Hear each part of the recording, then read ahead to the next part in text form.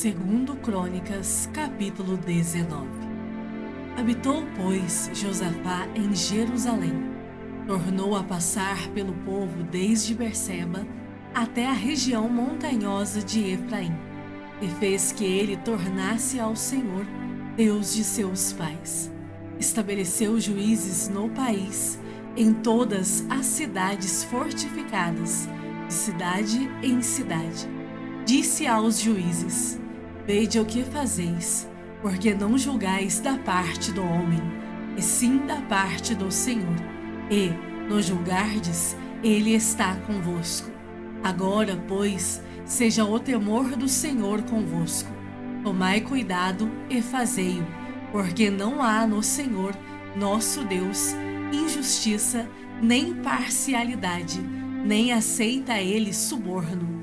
Também, depois de terem voltado para Jerusalém, estabeleceu aí Josafá alguns dos levitas e dos sacerdotes e dos cabeças das famílias de Israel para julgarem da parte do Senhor e decidirem as sentenças contestadas.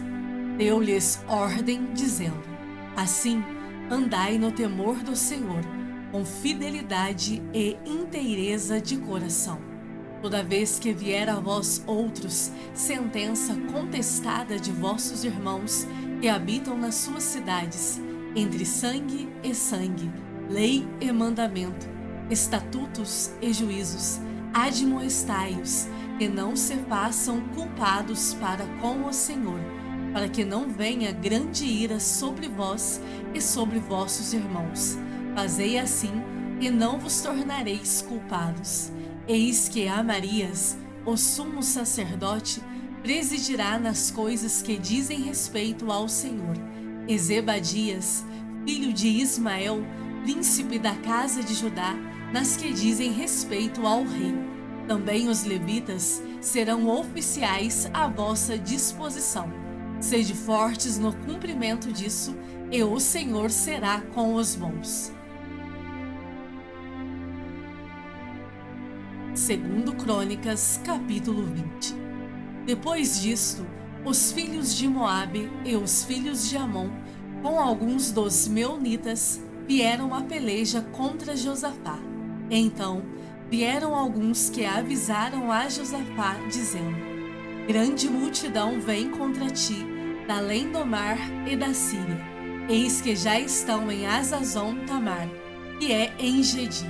Então, Josafá teve medo e se pôs a buscar ao Senhor, e apregoou o jejum em todo o Judá.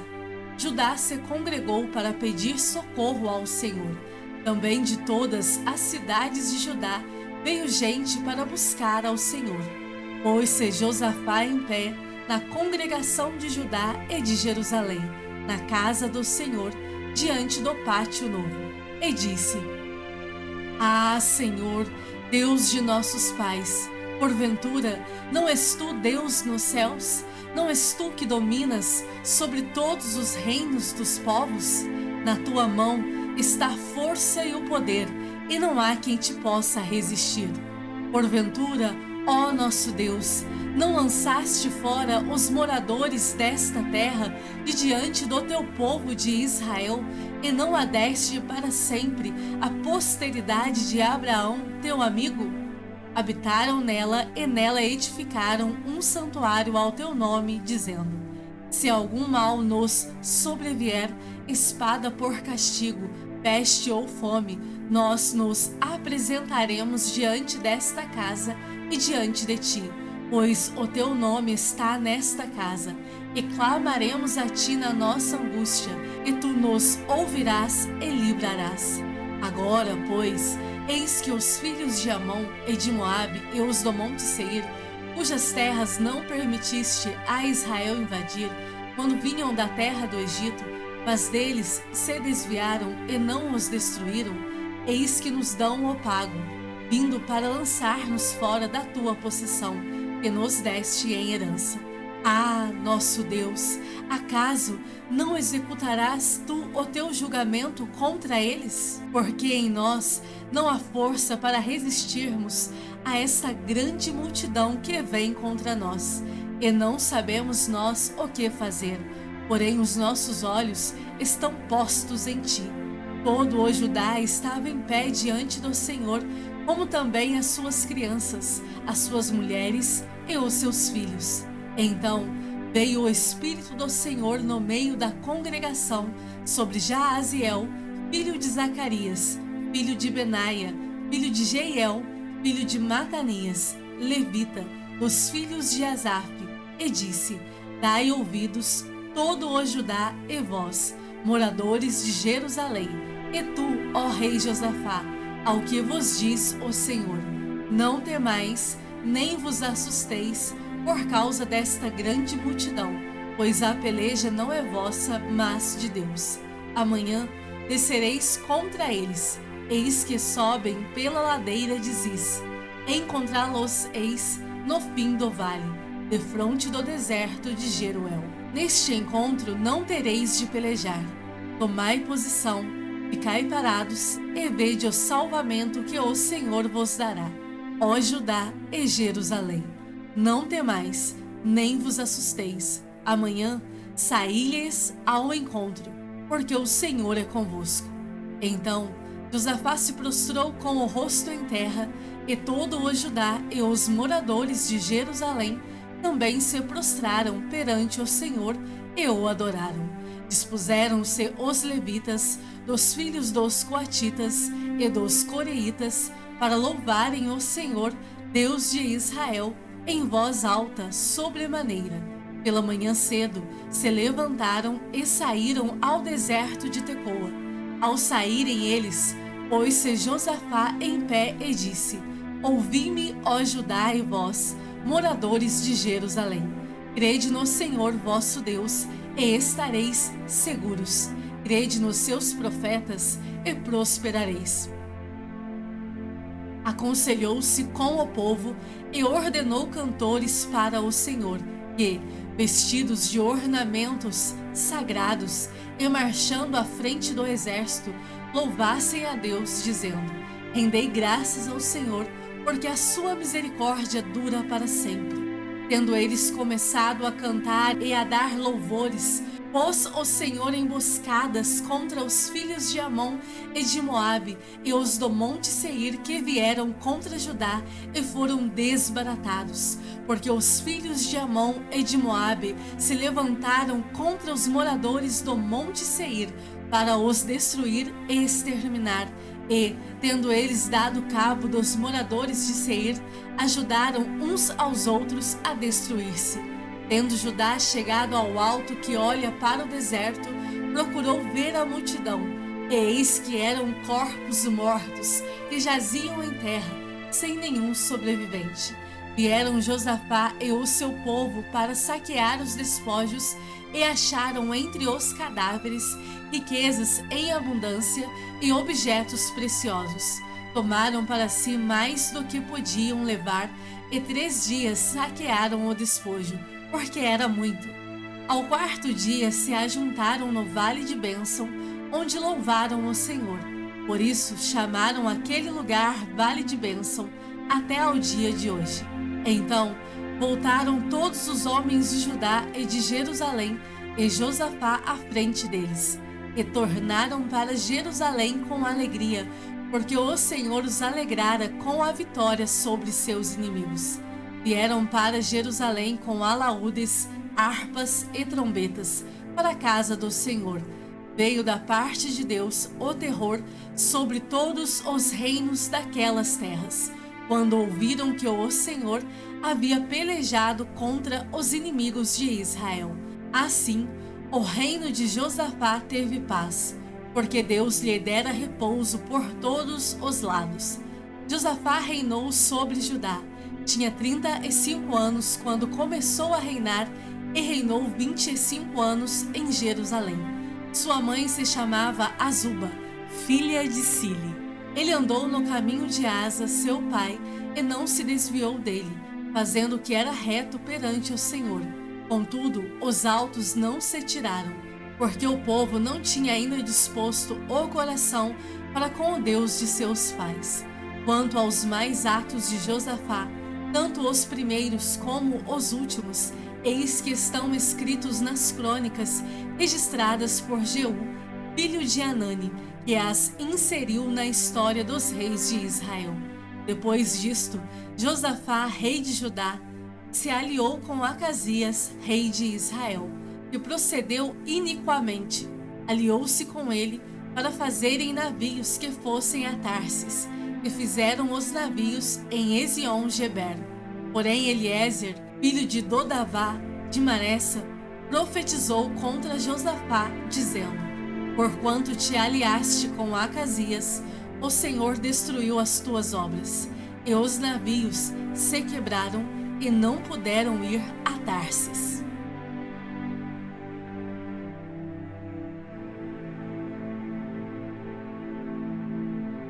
Salmos de número 17.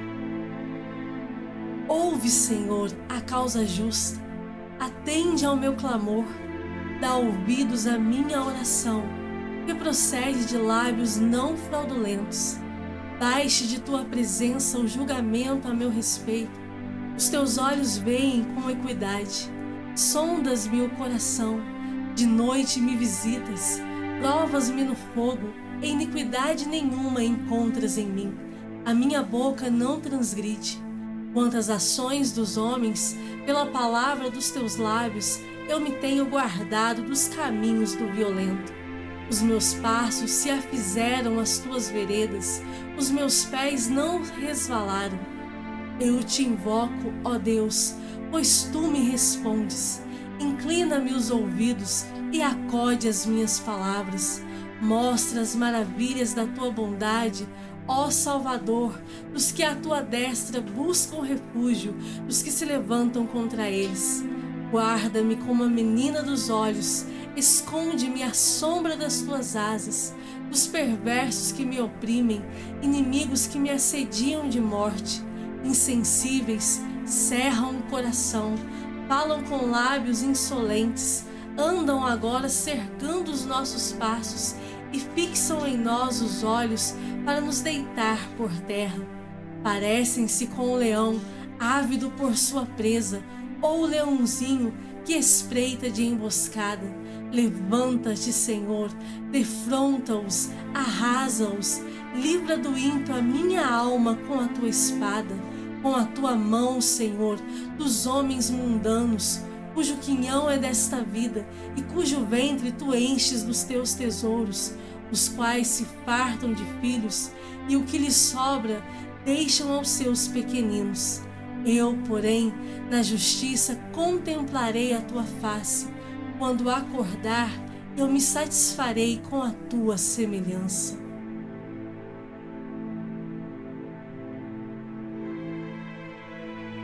Mateus, capítulo 24. Tendo Jesus saído do templo, ia se retirando, quando se aproximaram dele os seus discípulos, para lhe mostrar as construções do templo. Ele, porém, lhes disse: Não vedes tudo isto? Em verdade vos digo que não ficará aqui pedra sobre pedra que não seja derribada. No Monte das Oliveiras achava-se Jesus assentado. Quando se aproximaram dele os discípulos, em particular, lhe pediram: Dize-nos quando sucederão estas coisas, e que sinal haverá da tua vinda e da consumação do século? E ele lhes respondeu: Vede que ninguém vos engane, porque virão muitos em meu nome dizendo: Eu sou o Cristo, e enganarão a muitos. E certamente ouvireis falar de guerras e rumores de guerras. Vede, não vos assusteis, porque é necessário assim acontecer, mas ainda não é o fim. Porquanto se levantará nação contra nação, reino contra reino, e haverá fomes e terremotos em vários lugares. Porém, tudo isto é o princípio das dores. Então sereis atribulados e vos matarão. Sereis odiados de todas as nações por causa do meu nome.